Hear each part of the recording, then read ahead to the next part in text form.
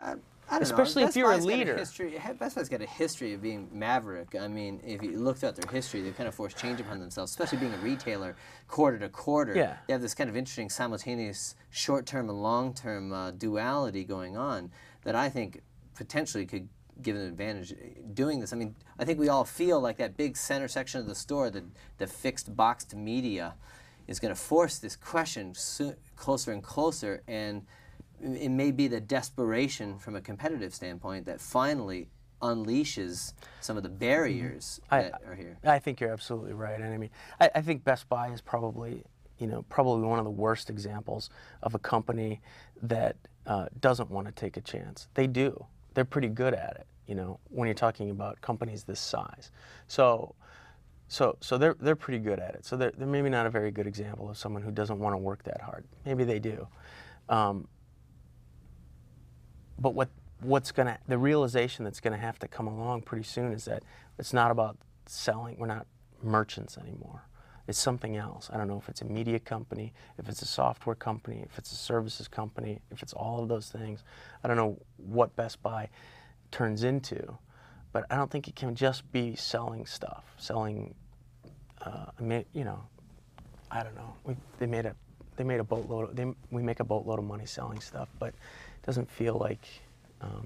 No, it doesn't. But I don't think I would have ever expected Dell Computer to be in the position they are 5 years on from looking at them before. I mean, selling things online, and then you look at the complex sales and the technology and the need to physically actually see and touch. And thinking about the old marketplaces in Marrakesh, in Istanbul that have been around for thousands of years, and you think about retailing.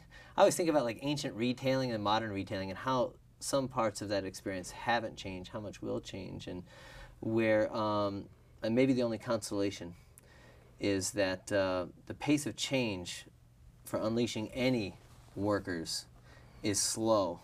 And that may be the only thing that buys us more time here, is that it's going to be just as hard elsewhere. See, but it's interesting when you talk about Marrakesh and Istanbul. Those are bazaars, right? And we're not building bazaars. We're not selling our stuff in the bazaar. We're building cathedrals to sell stuff, right? Cathedrals take a lot of support. They take a lot of manpower. They take a lot of capital resource to erect and sustain. Bazaars happen, instantaneously. Wait a minute. A book title is coming up to me. Are we plugging a book? Name the title, because I haven't read it yet. The Cathedral and the Bazaar. It's central to the concept of the agile method and iterative,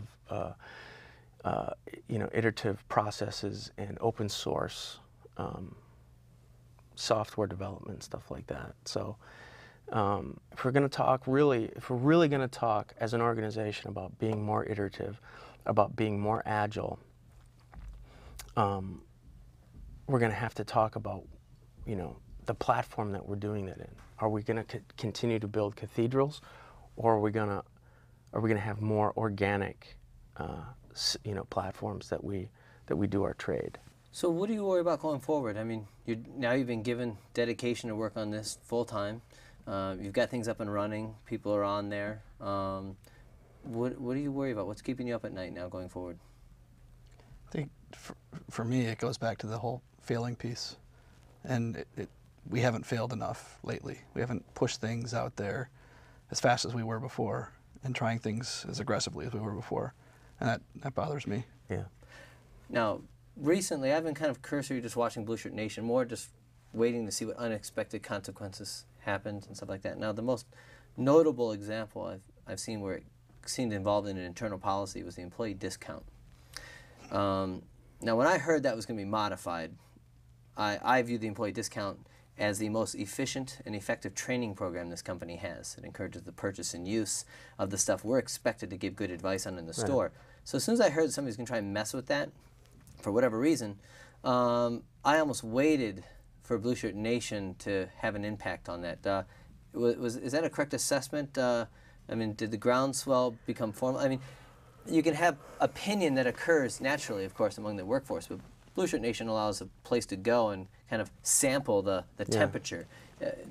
What was your experience during that time? Am I reading this wrong? Or? No, I think you're reading exactly right. I think both on BlueShirt Nation and the water cooler, there was a ton of conversation around it.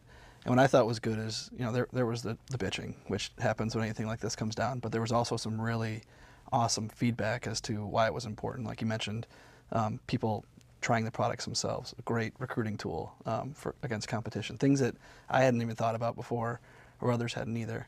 But it was kind of an interesting decision too. Yeah, and I think there was also some thoughtful discussion about why is it changing? You know, is it, you know, people would come right out and say, oh, the greedy bastards. You know, they just, you know, or the greedy people, sorry about that. You know, they just want to make more money, but they're making money off of us. And then other people would come on and say, you know what, that's not right, because with the margins that we're talking about aren't, or the margins are big, but the actual price of the product is, they're not getting rich off of this. You know, there has to be some other reason.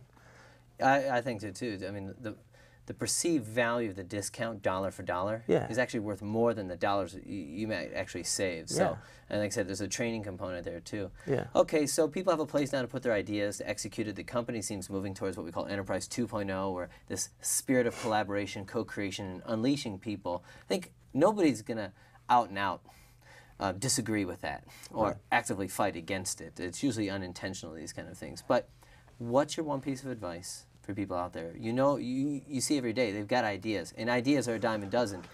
What else are they going to have to make it happen? In the current culture, a lot of patience and just the ability to adapt it based on whatever the business need is at the time.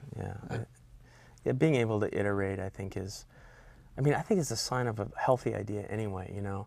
If you can't imagine the idea that you've birthed reaching a point in time where it hasn't changed at all, but it's successful, something's not right, you know. I think if an idea doesn't have the flexibility to iterate, no matter how great of an idea it is, it's going to be in trouble. I mean, I remember when we met, you know, it's like 10, 12 years ago. Your business has iterated. Your concept of what tech support has iterated over that time. I mean, has it not? Well, the grass is always greener. Large companies want to be small and nimble. Small companies want to have leverage and scale, whether in revenues or geographical size. There's trade-offs, you know, and there's trade-offs when you go to a large corporation and ask them to do an idea. What I've learned is that in a small company you can be very agile and you can do a lot of things, and you know, you're not subject to all the same set of legal scrutiny, but you lack leverage. And I think when you ask for patience on an idea, which I agree with, I mean, everything I ever thought would happen has actually happened in the world. It's just almost always taken longer than I thought.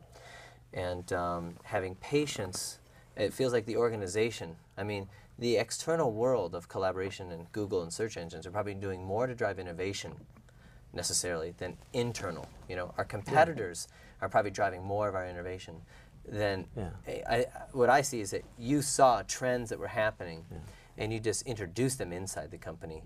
And then using that natural momentum and fear of competition and desire for growth, you know, rather than trying to generate all that momentum yourself, you're going to kind of run out of energy. Yeah. Well, I think enterprises, large enterprise, I want to talk Enterprise 2.0 or whatever meme you want to use,